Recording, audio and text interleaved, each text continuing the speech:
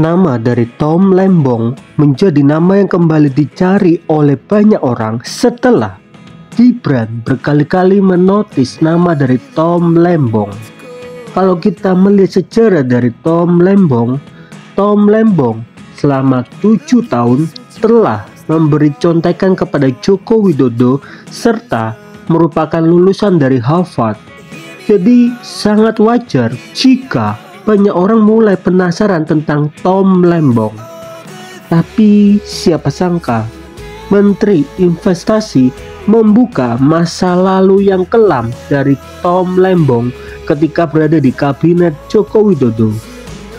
Diketahui Tom Lembong pada tahun 2015 sampai 2016 menjadi Menteri Perdagangan dan pada tahun 2016 sampai 2019 menjadi Badan Koordinasi Penanaman Modal atau BKPM, atau bahasa simpelnya menjadi Menteri Investasi. Menariknya, Menteri Investasi harus direshuffle oleh Bapak Joko Widodo pada tahun 2019, di mana kata reshuffle memang sering kali dipakai di pemerintahan Bapak Joko Widodo tanpa tahu alasannya kenapa. Apa mungkin karena kinerjanya jelek? Padahal Tom Lembong merupakan lulusan Harvard, kenapa kinerjanya bisa jelek? Ternyata semua dibuka oleh Menteri Investasi yaitu Bahlil Lahadalia. Bahlil menyebutkan dari tahun 2016 sampai 2019 target investasi ada yang melebihi target, ada yang kurang. Tetapi pada saat 2019 ketika Menteri Investasi di-reshuffle oleh Bapak Joko Widodo, Bahlil akui menerima investasi mangkrak sebanyak 708 triliun.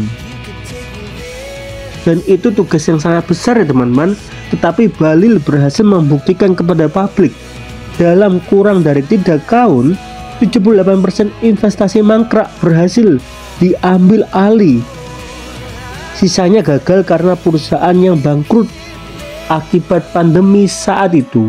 Jadi reshuffle pada tahun 2019 terjadi karena memang kinerja dari Tom Lembong sangat-sangat tidak bagus ya teman-teman, meninggalkan investasi mangkrak sebanyak 708 triliun rupiah. Itu sangat banyak. Bahkan ketika itu dibuka oleh Bahlil berkali-kali menyindir jika hanya membuat contekan kepada Bapak Presiden nggak harus lulusan dari Harvard. Bahkan Bahlil juga seringkali membandingkan lulusan dari Harvard dengan lulusan yang bukan dari Harvard. Lebih sukses lulusan yang bukan dari Harvard untuk mengatasi investasi.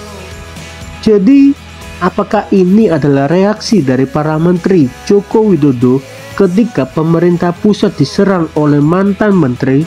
Kenapa?